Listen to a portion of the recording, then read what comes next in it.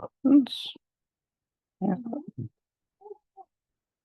this meeting that I'm in.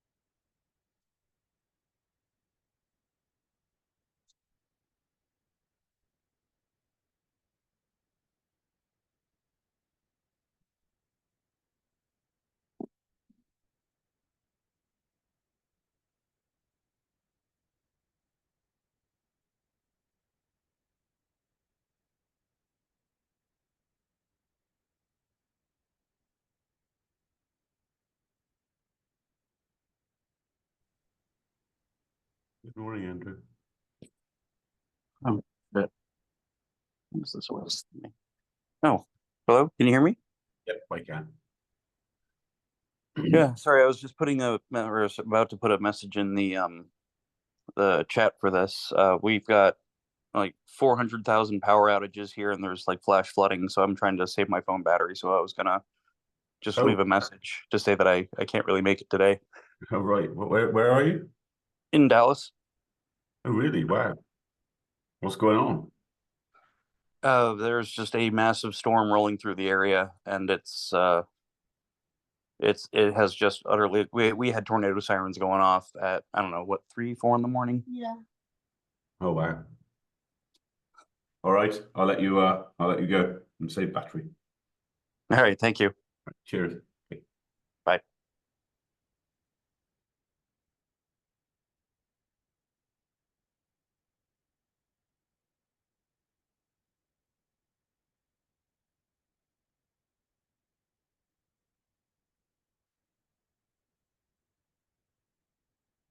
OCP.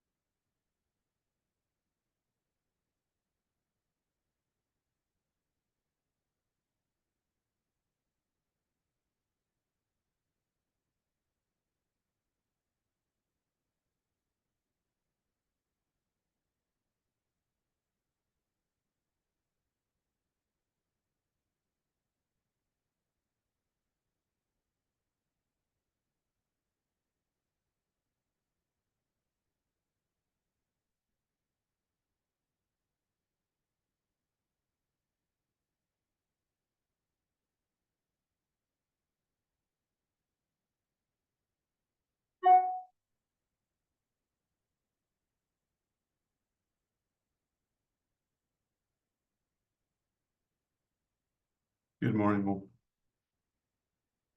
Oh, I have the super normal AI note taker now.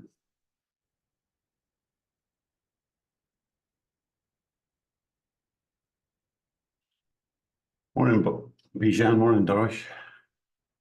Morning. So, Bijan, I have this super normal AI note taker. I'm not sure if you're on another call when this popped up. Is it yours or mine? No. So it's some third party one. Yeah. But No, I use it too. I started playing with it.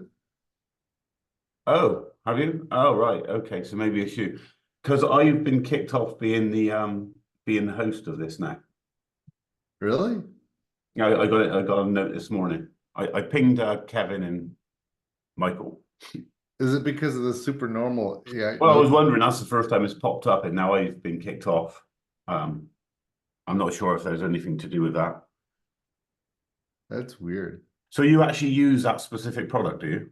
I do. I'm playing with it. Ah, It does good summaries, and I know that is it Zoom better than does some. yeah, is it better than a Zoom summary? It it is a little bit, but I mean, I'm not sure if it's worth it yet. Right. I mean, for the marginal improvement. The thing it does differently is it has a really good summary function. Like the Zoom is more of a kind of a, transcription, if you will. And this is just a complete summary. Like it says, it gives you the sentiment over what people were saying and things like that. So Oh, right. Okay. I think you're gonna be They copied were on it. pissed off or something. Yeah, I think you're gonna be copied on it after this meeting. So you'll see for yourself. Okay. Well, I'll let you. I'll let you know if I don't. Yeah.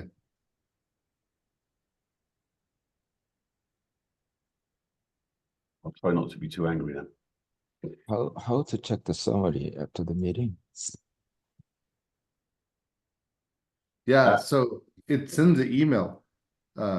It sends the email of the summary to everybody. And Oh, I see. yeah, Okay, it'll have thank it you. like a bullet points, like like whatever we're talking about. It'll summarize it to some bullet points, and then you'll get that email that says, here's the summary. It's interesting. It's a toy. I don't know if I'm going to continue with it, but I think over, sounds good. We can realize, the like ChatGPT kind of those transcript, I guess, to get yeah, a better, answer. saves effort of writing down the notes for sure. yeah, I've been I using see. the Zoom one successfully, so I put the Zoom summary into the minutes, but it is a little bit. It does get things wrong. Yeah. I see. Okay, thank But you. it's actually not a bad. I make a I highlight it and gets it pretty wrong, but if you want a quick synopsis as to whether it's worth taking a closer look, it's not too bad. I find it very valuable because Right. I have to write a report every when I have a call that applies to what I'm doing. Oh, there you go. And so I pull a lot of snippets out of it and edit them. And because otherwise I find myself not paying attention to the meeting. I'm so busy Taking typing because otherwise I wouldn't remember the details of whatever. And sometimes there's details that I really want to snag and take along with me. So the Zoom summary I find very useful. good. Thank you, Alan. Just as an FYI, in the minutes as well, as well as the AI summary, I do put a link to the full transcript as well if you want specific quotes. So yeah, everything's there. Well, that's good. But this full transcript has a lot of discussion, such as what's going on right now. Right. Yeah, and It, it's difficult to find. Yeah, to just find all. doesn't would- cover any details that really I don't care to keep. Right, right. No, exactly. No, the summary is much better. And if you're going to do a tweet, if you're going to edit it and it's live, then it's a lot easier for sure. Okay. We are 8:05, so let me just capture the names here.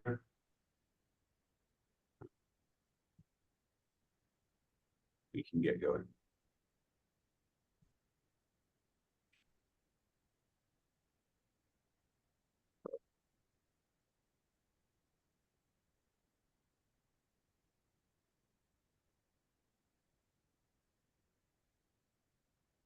Share the screen.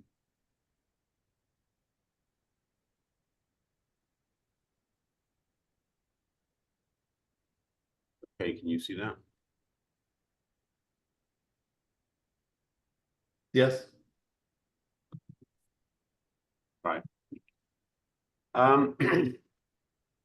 Okay, so today I don't really have much on the agenda. I've not made a great deal of progress on what said I was going to do on the New Frontiers response. I'm going to try and get some more high-level boilerplate around it. But what we did do is in the last meeting, we had I guess a general good discussion around different areas. And one of the criticisms of what we've had in the past is really everyone keeps saying, rightly so, you know, we want an application to hang our hat to, or that we can say why this machine is particularly useful as well, or this approach. Although we're talking this is a very generic high performance compute machine, and that's the whole idea. It's very domain specific, or you can make any domain specific machine out of it is the idea, because it's very, very modular. We still wanted a story to capture the audience's attention. And so it was something I think Kevin Cameron, I think he's on the call today, mentioned. He mentioned CFD, and I've been talking to my old friends at GE again recently with regards to CFD. And so it just struck me as, for various reasons, is quite a nice application. So, but that alone didn't really make sense. So, but what's really struck me,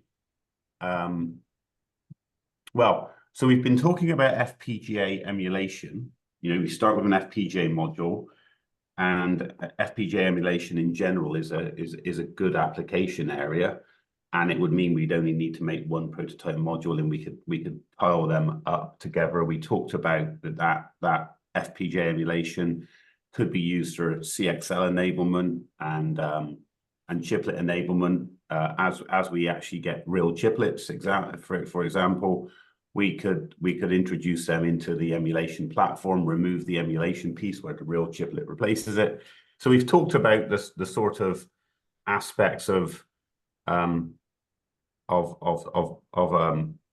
emulation as an application for this machine, as a starting application.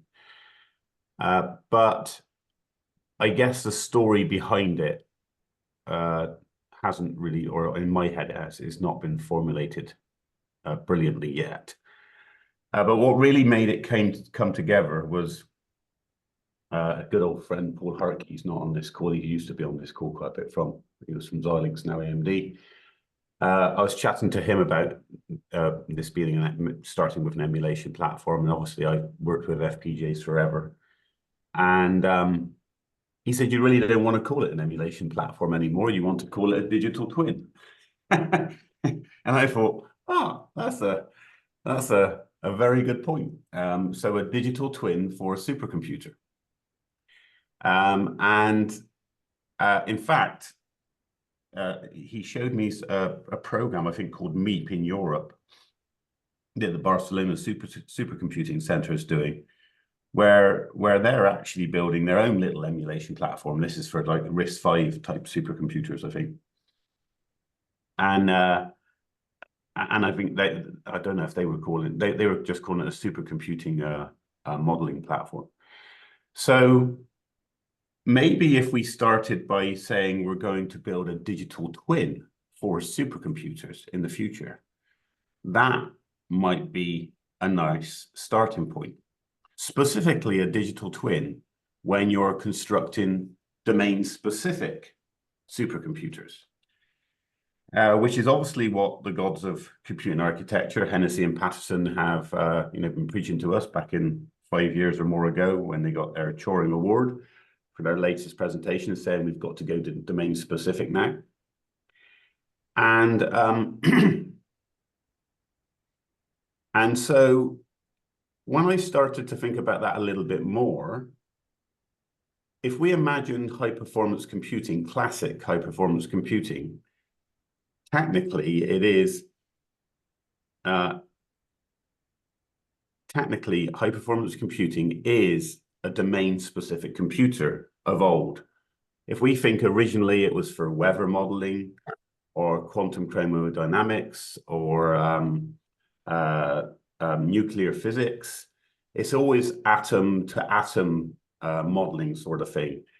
And that meant that you really wanted a nearest neighbor computing architecture, which led to the mesh architectures and the 3D, 2D and 3D mesh architectures. And so arguably you could say the HPC was really the very first type of domain-specific architecture way back when. And we all went generic with obviously with Moore's law in the regular microprocessor in clock frequency and a fully blown Turing, Turing complete machine. And then if you think fast forward to today, really the only other, well, not the only other, in this high performance computing space, AI has been the other domain specific computer that everybody has been spending a fortune on, billions of dollars on. So, and that's obviously, that's suddenly become an obvious application, and people are building their own chips, their own architectures, everything is being optimized as much as possible, like be it for inference or training. And so we're seeing we're seeing what the gods of computing architecture said we should do, domain-specific architectures pan out, but where there's massive amounts of money, it pans out. So, but there's many other applications that aren't AI and aren't classic HPC, or maybe a blend of both, or et cetera, et cetera.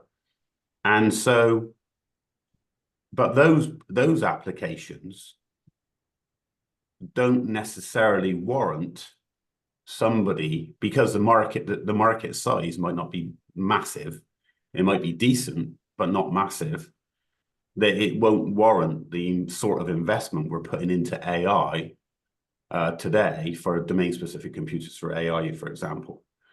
So it'd be much better if we had a digital twin where we could begin to emulate these new architectures and a path from that digital twin to a real supercomputer for a particular application. That was kind of where we were going in the hardware software co-design group. Right. With the simulating what a workload would look like. Right. And I think part of the problem is that if you look at, like, say, a transformer or something like that in AI, it's actually a bunch of different, domain-specific pieces in there. Yes. Like, you've got different sizes of matrix multipliers being used. And we're kind of, people are looking at an application and saying, shall I write this in C or shall I write it in Python or something like that? And then what you really want to look at is, what are the PCs and what do I need? What language do I need for the different PCs? And then what accelerates that little piece of my program? You need to fragment it and sort of deal with the PCs more than like, well, this is an AI, I need an AI accelerator. Absolutely. Yeah. Absolutely. And obviously with an FPGA, it is the best. It, in fact, is the best domain-specific accelerator for emulating. Well, I would say that the FPGAs are the most general of pieces of hardware. You can make them behave like anything. Yes. They're not super efficient though. No. But it does what you say. It lets you prototype. Right. I mean, and I've been looking at it for a while and saying, okay, well, if I slap an FPGA on a regular RISC processor and try and do offload, that's telling me how I can accelerate the pieces. Right. And then we can go build that actual processor. So, I mean, I was looking at it as like from a software-driven perspective and say, okay, if you give me your application, can we break it down into the pieces and then find out, you know, with FPGAs how to accelerate each piece, you know, down at the routine level and say, given a routine or a stack of routines, how do I accelerate that piece of the program? Right. Yeah. So obviously everything you just said, completely agree with. And but the other nice thing about this as well is you can start with this very generic FPGA digital twin machine, and you can begin to introduce real pieces. You know, assuming it's a system the scale of a supercomputer. Yeah. Well, you can introduce chiplets. Yeah. You can introduce chips themselves. If you've got heterogeneous chips in your supercomputer, you some CPU, GPU, FPGA, AI, whatever. Yeah. So There's a thing where you can do that and say, okay, what we'll do is, you know, we'll do processors with FPGA offload, but then the things that we're going to give you to put in the FPGA when you offload are things that we actually have chiplets for, or right. we have blocks of IP for already, so that once you've offloaded completely into the FPGA, you then know what your domain-specific computer should look like when you build it. No. So you can play between those two worlds, but the other thing you can do is you can unplug the emulation of a chiplet and put the real chiplet in and see that they actually match, and you don't get a different answer. I mean, the thing with the chiplets is if you can actually do a fast, if you do your digital twin thing and get it into an architecture of chiplets, you can then say, I can build that chiplet system in a matter of days because I'm just sticking chips down on interposers, which I can make in hours. Right. So, and by the way, again, to your point, and I guess the other domain specific area we've already been in is obviously at the silicon level with all these custom accelerators. We are building domain specific chips, but we're talking about a supercomputer here, right? So like Apple is obviously the classic example of a domain specific for mobile phones with many tens of accelerators as well as their CPU and GPU on their chips, but it's a single chip, it's extremely low power. Yeah. So then the other point that is I've worked historically in my FPGA compute acceleration 30-year career. I've worked on many applications, one of the very big projects we did in the early 2000s, like 2001, 2, was work with GE. They got very excited by what we had to offer at Nalatech, and they had a big research team looking at computational fluid dynamics. And in fact, there's a paper. It's behind a paywall, but there's a paper they wrote on it back then. Obviously, it's dated. It's 25 years old, 24 years old, 22 years old. But the key thing about that CFD, the key thing that we all learned, or I certainly learned, was computational fluid dynamics is made up of a lot of, to Kevin's point, a lot of different sort of heterogeneous operations. And in the paper, actually, they have a nice little pie chart of all the different types of operations they do. And there were 3 of them. One of them was an Euler function. I can't remember what the other 2 were called, but there were 3 of them that took up maybe about 50% of the execution time. And it obviously, if you could accelerate, and that was what we focused on accelerating with the FPGA, if you could accelerate that by an infinite amount, all 3 of those, you'd only double the performance of the overall application because it was only 50% of the execution time. So you had to play this game of whack-a-mole by accelerating all those functions and not letting Amdahl's law kill you if you could possibly avoid it. And so it struck me, and the other thing about the CFD and GE is there was a big publication just a couple of weeks ago that they actually did do their latest CFD code. They ran it on the Frontier machine, apparently quite successfully. So which is obviously just a dedicated GPU. So I was just beginning to think that maybe CFD would be a good example in the story. If we say, well, what we're going to do, or what we're proposing here, is a supercomputing digital twin, so that anyone can start to architect a dedicated supercomputer for a dedicated application where you really need that extreme performance. And here is an example of CFD in the story, of how complex some of these dedicated applications are that do need, you know, supercomputing scale, heterogeneity, and being very domain specific. So that was a story, but the market size doesn't justify all the billions of dollars that are being thrown at AI for those much smaller market sector applications. Now, CFD is still a big sector, right? So it's, you know, so it's worthwhile doing. Other areas that are also worthwhile investigating are the likes of the oil and gas spaces as well, which I did a lot with, like the seismic migration algorithms, if they're still relevant, which I believe they are. So anyway, so that's the generic story. Hey, Yeah. Hey, sorry to interrupt. I just wanted to interject a couple of points. Firstly, the digital twin should be an exact replica of a physical, you know, thing, right? So you don't actually use them for that a lot of the time. So one of my projects is to do a digital twin of the power grid. And it doesn't have to be an exact replica, it just has to be close, but you want it to go a lot faster and you want to be able to play with it. Well, the difference between a simulation and a digital twin is that, right? It's the level of abstraction.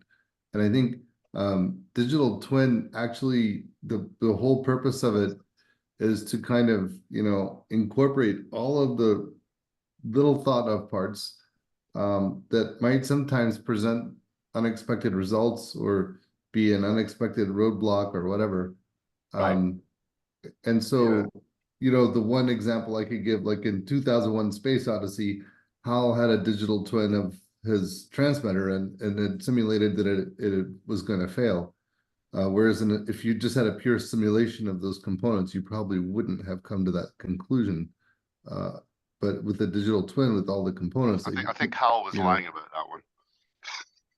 Yeah, wanted to get the guy just outside. Right.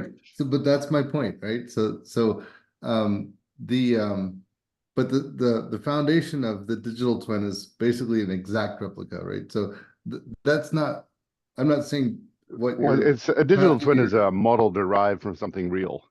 Yeah, Usually. I'm not saying that that's not the right pathway here. I'm just saying that I want to be careful because I'm working, bringing digital twins in other places in OCP, and that's the definition that we're following, is that it's an exact replica of a physical thing. And Yeah, I would say I would call what we were trying to do with the AI hardware stuff digital twinning as well, because the architecture for the workload is a digital twin of something, but it's a much lower resolution twin. So you can fiddle with the resolution when you make a twin, but I think the idea is to get something you can to come to some conclusion. Yeah, no, I totally agree. So actually, I think it's the right path. I think it's the right path. I just wanted to be cautious with the definitions, not to confuse anyone. I mean, obviously, you see the NVIDIA does a fantastic job of promoting the digital twin term, you know, and so you see the classic, like the automobile factory, where you see the building and the contents and the machines, and they've got models of the robots, and then they've got the real cars going through the production line. So I get what you mean, but my point, Bijan, is that's exactly what I'm saying. Is I'm saying we need, in fact, what we want to do is we're sort of saying what we've been doing at a lower level below this digital twin is we've been proposing a brand new approach to building a data center from the infrastructure all the way up, right? And you know, including getting rid of 19-inch racks and building walls of compute and doing direct water cooling and doing energy reuse effectiveness rather than PUE. And so we do need to model all of that for sure. But we're also saying that this architecture is a good real architecture for that world. So we might, in terms of it at the infrastructure level, this on the one front, it's actually really is a physical product. It's not completely digital twinned. I mean, we could do a software digital twin of the infrastructure, but if you like, when we build these modules just out of FPGAs, we've made real the infrastructure piece, the walls, the building, the water, and now we've got just FPGAs doing the other emulation. So that's my sort of point is we've got this ability to go from a pure digital. So maybe, in fact, I think what you're saying, Bijan, is to add to the story, we need a pure software, classic NVIDIA promoted digital twin of a data center built from the ground up with the OCP HPCM ideas and approach to it all being I think domain specific. you maybe need to work from what the workloads are. Yeah, And so I mean, yeah, no, I agree.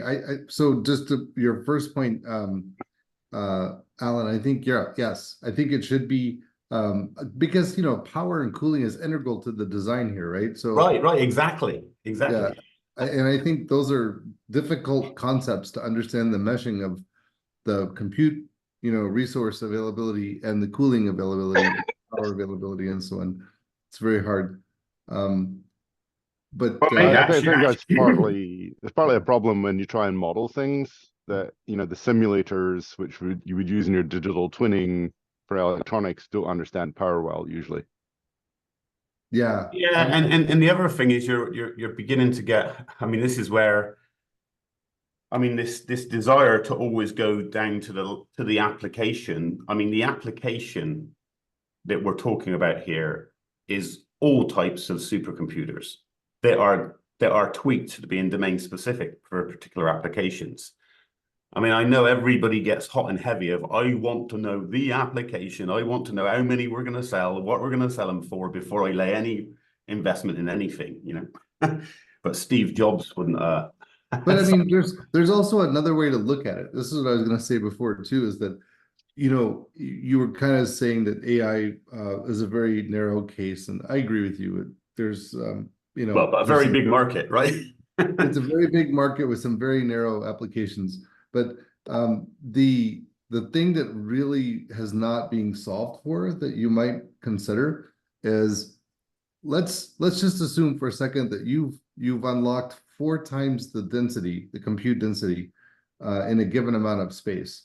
What is the value of that? I think the value of that is, you know, it's in the right, the cost per computed bit. I think that is the application. Yeah. So, but that, I think that's, but again, Bijan, the problem I've got here is I think there's, like that one little example you just said, density, because this is across the entire system, there's lots of little nuggets of why this is better, like it's domain specific reconfigurability. You know, you look at a Frontier machine or a Summit machine, the wiring of the GPUs to the CPUs and to each other is very specific. And you can't change it. So the beauty of our approach is you can change it to any architecture. So it's not only power density, it's energy reuse, it's energy efficiency, it's cost, massive amount of cost, because we're getting rid of all that unnecessary metal work. You know, if you look at in all of these 19-inch boxes now, you know, there's you know, they're packing more into the boxes, but you still got to come out of those boxes, and that bridging in and out of these artificial barriers is inefficient.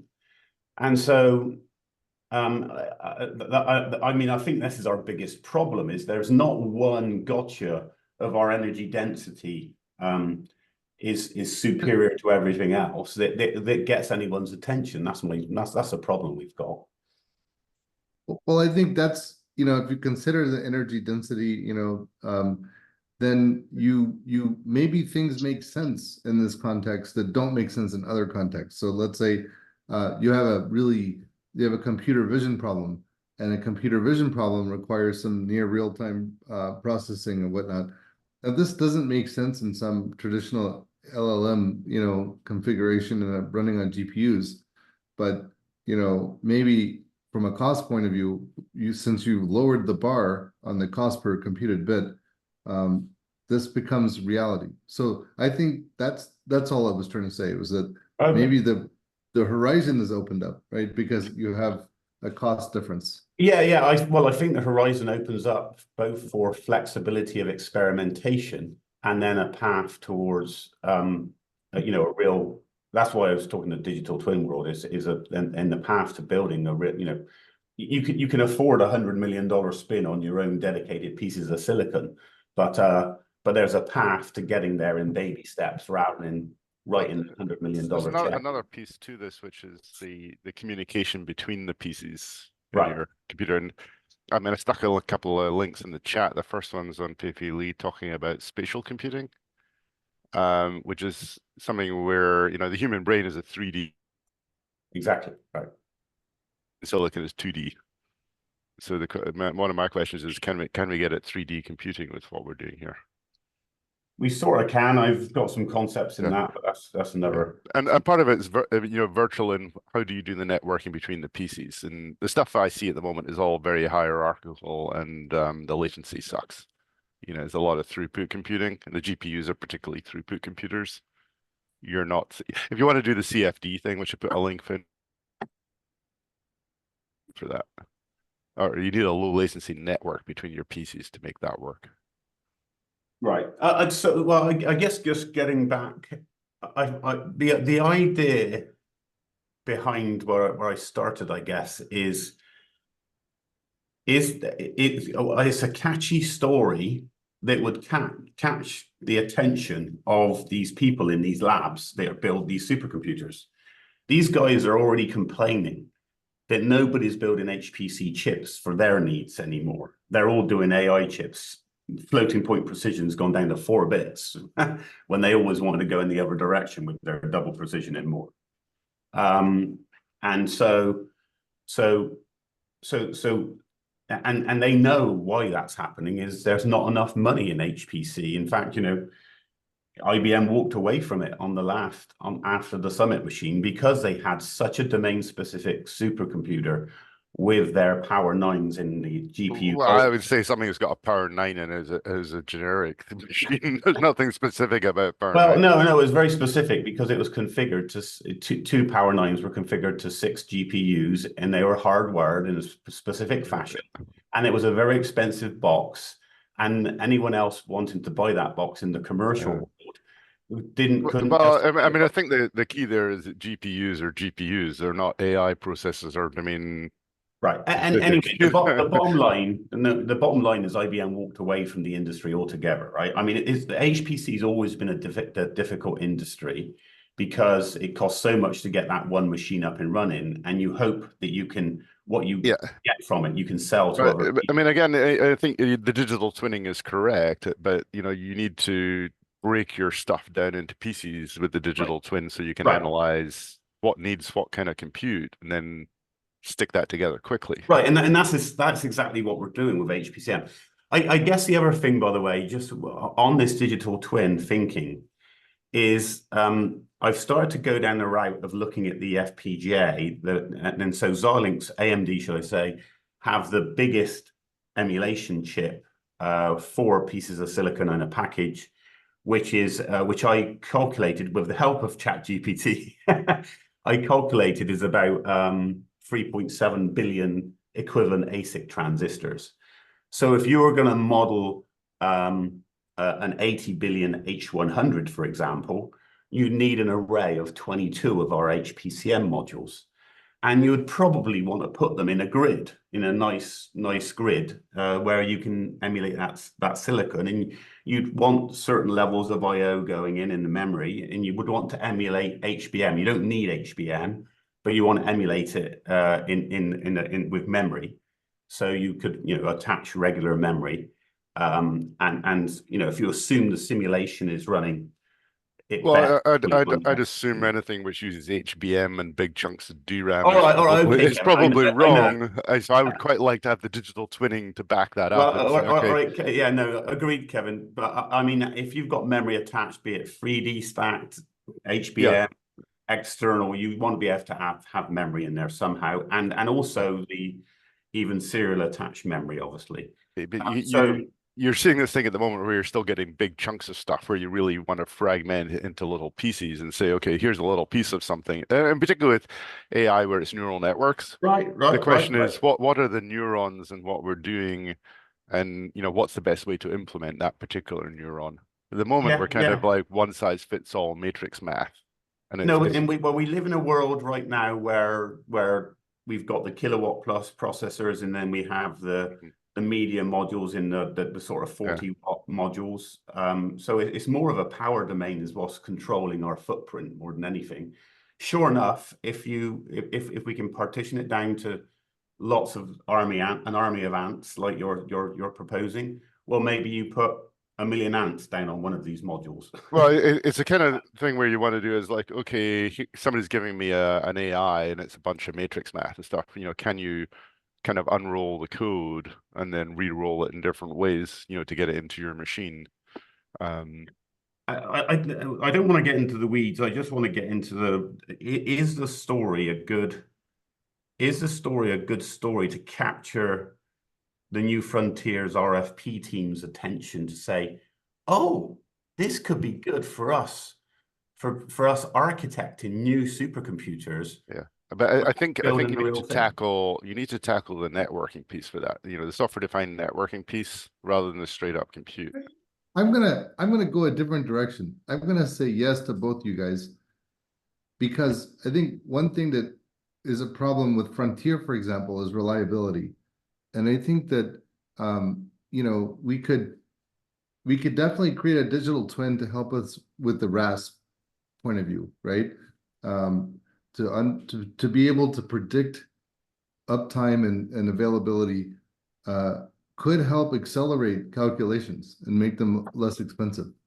So I think that's probably a reasonable idea or use of digital twins in this context. So that would be the design of a specific module or the architecture inside the emulation that is dealing with reliability, RAS. Yeah, because that's like the #1 thing in the supercomputing. Yeah, space. no, agreed. Yeah. Well, there's the thing with the networking where if you're doing things in chunks in a network, you can clone them and run multiple in parallel if you want redundancy and things. True. Yeah, network coding, you mean? There's a lot of stuff where you could do it in the networking, but nobody really talks about it. I think so to your point, if you had a digital twin of your HPC system and you can make these all into variables, then maybe there's new configurations we haven't even thought of. Yeah, I mean, what I'd like to be able to do is give that to an AI and say, hey, play with this and see if you can come up with an architecture that works better. So the software side, again, you can do that in the emulation. Obviously, you need to be able to physically wire these things together, and you're going to be limited at some point by beachfront or IO, what IO type you use. And we've sort of got that covered with our universal interconnect ideas and we can wire anything to anything. So you can do the physical wiring of the module, and then the software in the chips itself for the type of approach you do with the networking is where you come in. I mean, I still think, as we keep saying, Kevin, I think we need to get you the platform so that you can do everything that you want to do with your ideas on this networking side of things. And I think we've got probably the best we can do of a physical platform that allows you to show what your ideas on the software networking can achieve. It's fairly straightforward for me. Is, you know, what you want to do is try and get your stuff in containers. You know, so a big application is just a bunch of containers and a network space. Right, but again, that's once. But you need a physical architecture where You actually don't. I mean, I was working with some stuff at Microsoft, and you know, if you look at Hyper-V and things like that in Windows, you know, there's a lot of things where you can do stuff virtually and then de-virtualize it onto real hardware if you want. You know, that's kind of, well, okay, you sure. can move things back and forward between in a virtual environment where the communication is all just like flat software stuff, Right. and then like move it into a hardware environment where it's Right, programmed. but at some point you're going to have to come to the physical world, right? And that's Well, what it's all in the physical world. It's a question of how efficiently is it running. So you can have something where it's running, it's a big pile of containers in an IPv6 space. Right. And you can say, well, this container here looks like it would work well in that accelerator over there. So let's move it there. Right. See how it does. So this hardware implementation will be able to run whatever you're doing in pure software a lot faster, but nowhere near as fast as a real machine that you would eventually build. Yeah, I mean, you kind of look at, we have to fit in with the real world that's there at the moment, which says, Exactly. okay, you know, this stuff has to run on ARM and x86 and GPUs and things like that. But, you know, but we can do it in a way where we have flexibility. If we fracture right. into And that's what we're saying. This platform will allow us to migrate from the software world, from where we're at, to this new world of what we think where we need to be. And we're dealing with the hardware aspects of that to enable people like yourself to be able to demonstrate or have a much more usable migration path from that software model to a real supercomputer. It's more of the digital twin thing, I think, is the digital twin, you know, as Peter was saying, is like it's specs. You're where the different hardware make it go different speeds, and it's a version of what you're trying to do, and it will do it'll do the. Hey, Darwish, I see you got your hand up. Hey, Alan, so I just had a quick question. When you say like emulation, are you talking about like ASIC emulation? Yes. Yeah. Okay. That is interesting. I think like the limitation with doing ASIC emulation on the context is we've tried to do this in-house after not being happy with the tools that are available today on FPGAs at scale is that there's a lot of software that's required to synthesize very large designs over multiple FPGAs. And there's some companies that kind of focus on this, but that's not right. Yes. It's not available. So I guess I really like the idea of doing ASIC emulation at scale because then you can build a system like a Palladium or a Zebu or a Protium or whatever.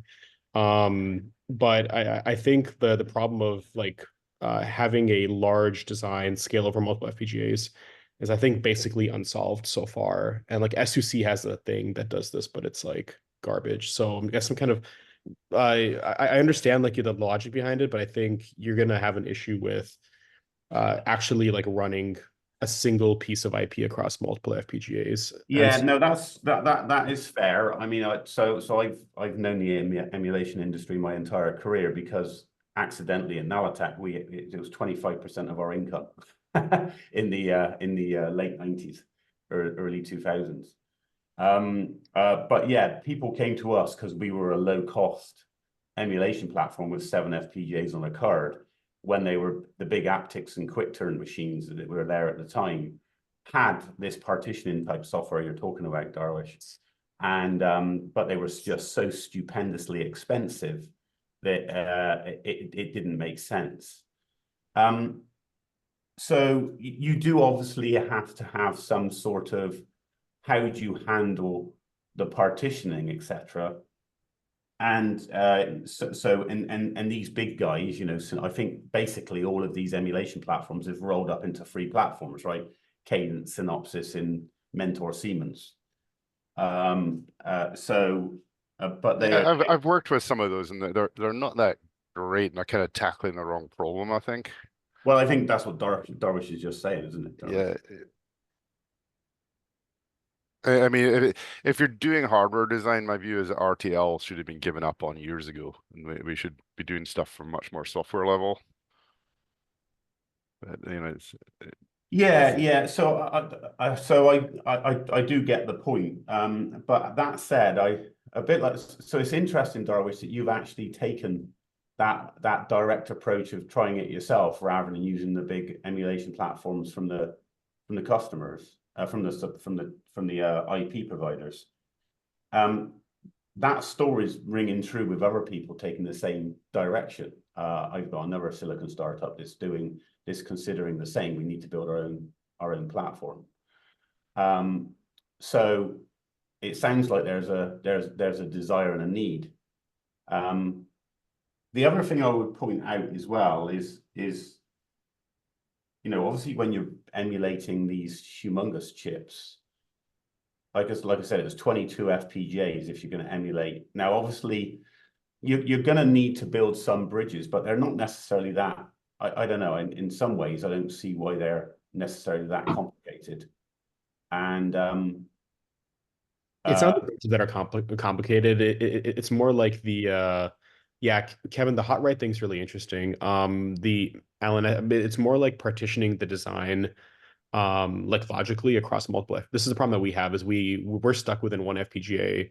We actually tried to build our own thing, and then we're buying Palladiums now instead, because it's like not worth the pain for us. But I guess, sorry, I didn't mean to cut for a train of thought, but Alan, it sounds like you want to make the system, but you don't have a partner that's willing to give you some silicon that's like interesting, basically from a end user like an application perspective. no, not that. No, I mean, I can get the FPGA I've had my entire career, so I can get the VU19Ps. No, yeah, I mean, like domain specific, like outside of FPGAs. I mean, like GPUs or like DPUs or. Well, it would be in essence, it would be very easy to convert an MI300 into the HPCM format, because it's roughly the same size module.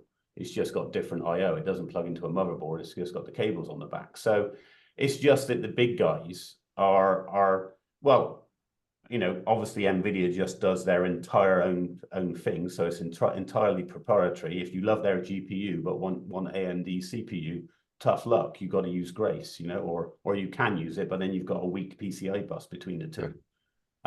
So do you need like a bare? Sorry, do you need like a bare die then, or like we say MI300? I assume AMD is not going to give you like the bare die and like let you. No, you put the package parts down today. By the way, we are saying that if you look at when you look at the chiplet world, at the organic substrate level at least, you're in fact even at the AMD and the NVIDIA level today, they have this advanced silicon interposer, and then they still put it in an organic package and solder it to, and it's a huge package, and solder it to. Well, the architecture is the problem. I mean, AMD and Intel, NVIDIA are still running on the PC architecture that's like 3 decades old or something. Well, anyway, that aside, potentially the packages are getting so big that why don't we make the HPCM module or the OEM module, the package itself? Why do we have to have solder balls? Why not just use a high-speed interconnect? Is that bare die down to organic substrate down to high-speed interconnect? That would give us better power and signal integrity. So there's a number of ways we can go, Darwish, but it's effectively. The idea is the HPCM is the building block. So if you're a company like yours, like what you're trying to do with your big chips, is you would just build an HPCM module with your chip that could either be paired with other people's heterogeneous chips, or you could just step and repeat yours for a homogeneous system, or a mix of the two. And like I'm working with a company called Next Silicon. They've got their own special piece of silicon for HPC. We could build a module with theirs, and maybe pairing theirs with yours, Darwish, would be good for maybe CFD. I don't know.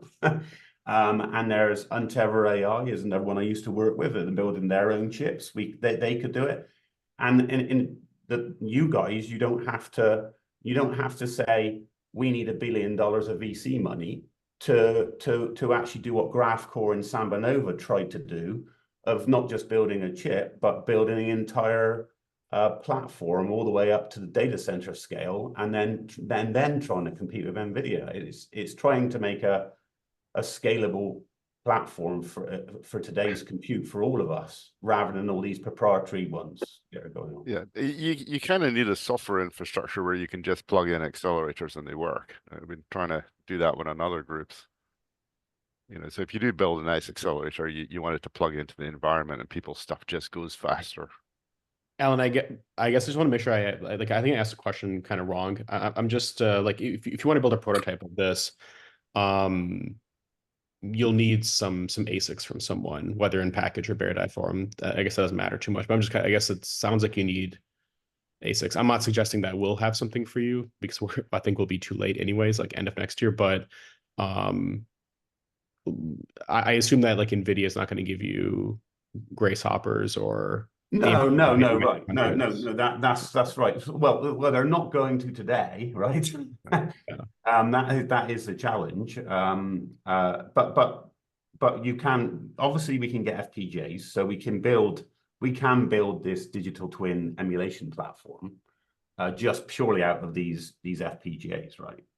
So that's one that's a starter for 10. So if we just say that's the nut we're going to crack now, and then if a few startups or a few chiplet companies say, oh, I'm going to show my chiplet off in this emulation platform, so I'm going to build my own HPCM module demonstrating my various chiplets, like a PCI chiplet, a CXL chiplet, or whatever, or a switch, So basically, people start to introduce real pieces of silicon, and they offer an emulation piece that where you can emulate it in the FPGA emulation, and then they say, oh, by the way, here's a real HPCM module, so you can unplug that out of the emulation and put our real one in, so you still have like 20 modules worth of FPGA, but suddenly you've got one real ASIC HPCM module with a CXL switch in it, for instance.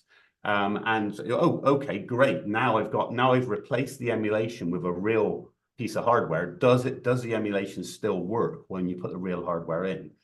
And you sort of make that. I think it's largely an orchestration problem. I mean, there's lots of people building nice hardware, but it's a question of how the hell do you use it? Well, that's why we're making all the hardware extremely identical.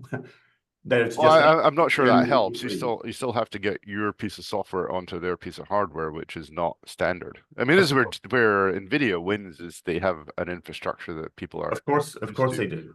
But well, in theory, if you could get their pieces of silicon into our format, you can still run their software stack. Well, I don't really want to run NVIDIA stuff. It's way too power hungry. Okay, there you go.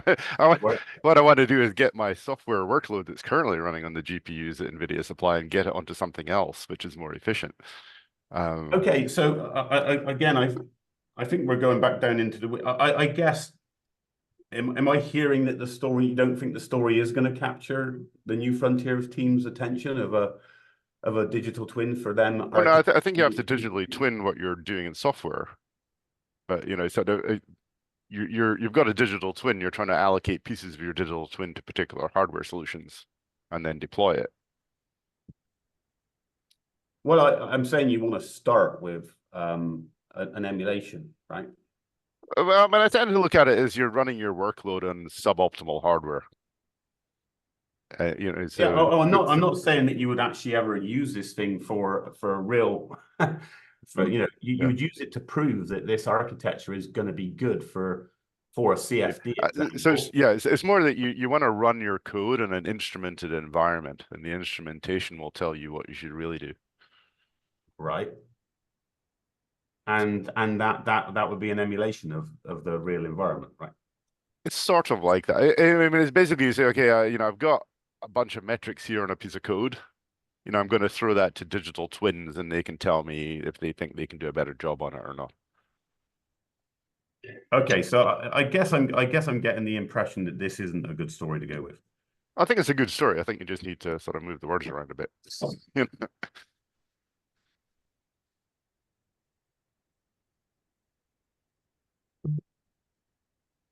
Yeah.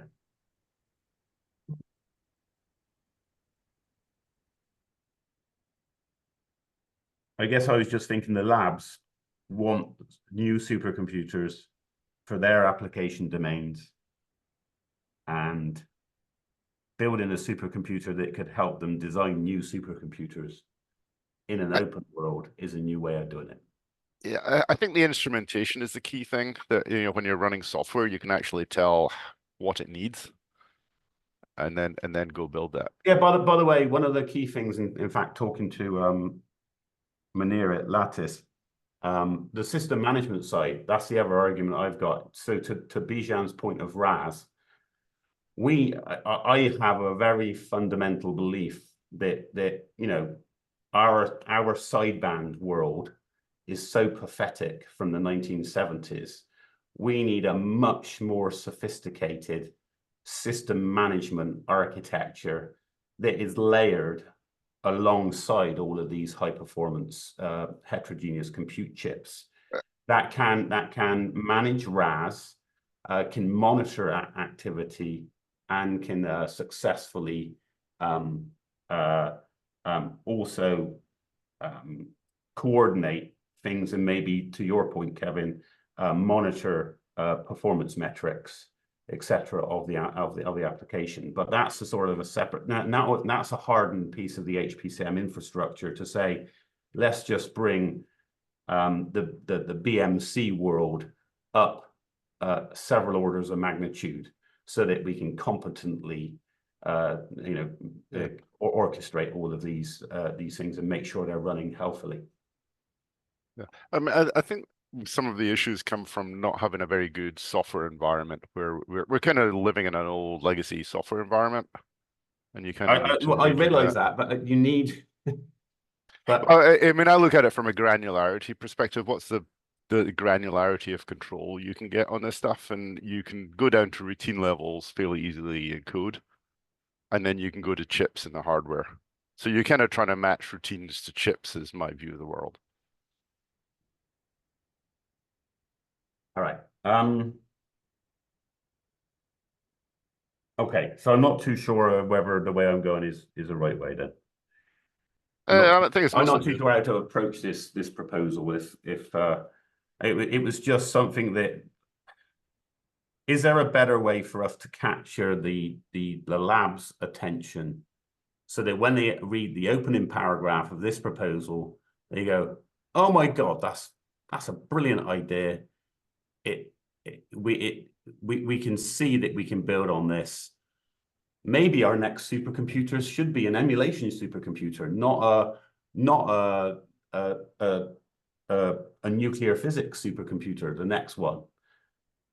That's what I'm trying to do, is what is our opening line that is a slam dunk for the people reading the opening paragraph, the elevator pitch of this proposal that goes, "Oh my God, we would love to fund this. This is a massive problem, but it would be brilliant if we could make this work." I would ask you how you're applying AI to your problem, just in the first paragraph, given how things are going at the moment. No, well, yes, I know that's the this is where you can't fix what you don't measure, sort of thing. So my view is, if we can measure how well things are performing and what would make them perform better, which you can do in a digital twin, then you can hand the problem to an AI and say, "Here's a digital twin, play with it until you work out what the best structure is." All right, so what's the opening paragraph that would get the people reading our response to this RFP to say, we should pay attention, or we should read the rest of this proposal? Well, we're going to digitally twin your compute problem in a way where we can apply AI to optimizing the hardware. So you're saying what I'm principally saying is a good story. It's just you want all the software garbage,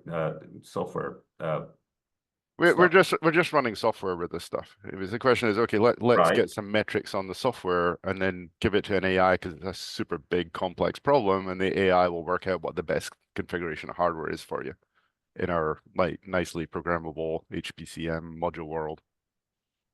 And it may order some modules on Amazon for you. What do you think? Do you have any? I mean, you are I think you guys are kind of in the same boat. I mean, I think you're saying the same things, just differently. Yeah. Yeah, I think, Alan, you're asking the question like, what's the killer app? And how, because I want to say it in the beginning of this paragraph, and I think, you know, Kevin's point of view is like, here's a long tail of killer apps. So yeah, my point of view is kind of what I said before. I think you need to look at a just to kick this off. I mean, you could do anything with this platform. But what are the key characteristics of the platform that separate it from everything else? And I think if you boil it down, it's going to be something like, you know, compute density based on improved heat management, and, you know, ultimately cost optimization. And I Well, think yeah, it is, but that's not an application, right? I mean, that's what I've it's been not trying an to do. application, but it does open up for the labs opportunities to run workloads that they probably couldn't afford to right now, right? By the way, I agree with you. Mm. And I guess that's the approach I've been taking to date. But because everybody seems to want to be application focused, and that's the way the world is run today, is how do I make money in 2 years? Okay, well, then you could just say, I could train the model faster. Next. Yeah, no, but I mean, all right. So I mean, so my belief is an open platform which is focused on sustainability and cost is the winner. But I mean, a bit like yourself, Bijan. I mean, you know, in terms of seeing my other presentations, the penny dropped with you in terms of all the aspects of what we're trying to do here. But it's tough to get anyone to see it unless they're steeped in it and they have a systems engineering perspective. I think some of the people that are steeped in the wrong thing. Right. Well, yeah. Well, the reality is, this is a systems engineer's view of the world. Of we've got to juggle all of the challenges of these complex machines, whereas most people are experts in one particular silo. So, yeah, I mean, my view is it's just trying to get the right level of abstraction that makes it tractable, and tricky. we're over. I noticed we're over the hour, so I don't want to take advantage of people's time. But okay, I'm not sure where my head's gone now with this, so I'm not sure how to take it forward in the proposal. I was well, but thank you, Bijan, for if you want to actually... schedule, yeah, if you want to schedule some time, some dedicated time to work on the proposal, yeah, propose it, you know, put your time in that, and I'll do my best to find some time to work with you guys, and I'm sure other people here would I'll do that. be able to do as well. Yeah, so it's getting how do we do that? Do we all just gather around the document online and start typing? Yeah. That's probably the best way. Probably kick off a document online, Google Sheets or something. Well, no, it already is online, and it's in a bit of a, you know, sort of a mess of contributions over the last 6 months or so. But I mean, do you want? But this is specifically about the response, right, for the labs? Yeah, this is a response. So we've literally got. We're expecting the final RFP to be in late June, so we're probably about 4 weeks away, and then we'll have a maximum of 4 weeks to get our response in. So we got a maximum of 8 weeks is from today to get a polished response. And we need to get I was just going to advance the boilerplate for everybody to put their expertise into, you know, the interconnect, the thermal management, the system management and all that, those sections, so they can. So that was what I was going to do, but I was stuck on the elevator pitch to draw them into the document, and that was what the digital twin seemed to be a good one. I think you're right. I do. I think that's the right. It's a good piece of information, but I mean, if you want to just put the problem statement, like what do you want? You want a killer paragraph? you know, just kind of summarize what the goal is, and then let's share the document, and we'll start working on it together. Okay, well, yeah, that would be a good, I mean, the document, like, so in the minutes, you can see, I'm still sharing, right? So in the minutes, at the very bottom, you will see the link to the New Frontiers draft RFP and our response as it stands right now.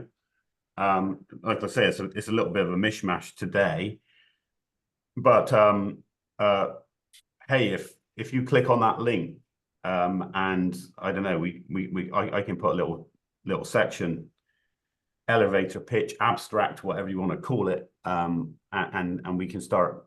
I can try and throw some words in there, and then why don't I do that? Why don't I just throw my thinking into it as it is right now, and maybe you guys can jump in and refine it. Because I think I do think if we can't capture their attention on the opening paragraph, they're not even going to read the rest of it. Yeah, So, you're right. Yeah. all right. Okay. All right. I'll do that. Okay. Thanks for the suggestion, Bijan. Yeah, I don't have the link. Could you email it to me or something? Yeah. Hang on a I minute. see it. Yeah. It's here. Okay, let me just if I put it in the chat. Thank you. You may need to. I'm thinking. Basically, it got kicked off by some. So you may need to request access. So Yep. I will do that. Oh no, I got access. Okay, good. Oh no, I didn't. Okay, I request edit access. Okay. Yeah, I might try and create another document if this in the OCP area, because I don't have control of this document. I was just working with somebody else and they started the draft, so they have to share it with them. So I'll probably bring a copy of it into my OCP Google Drive, and then it'd be easier for me to control everyone's access. That'll work. All right, I got to roll. All right, guys. Thanks, everyone. All right, thanks, everyone. Yeah. Thank Cheers. you. There's Cheers.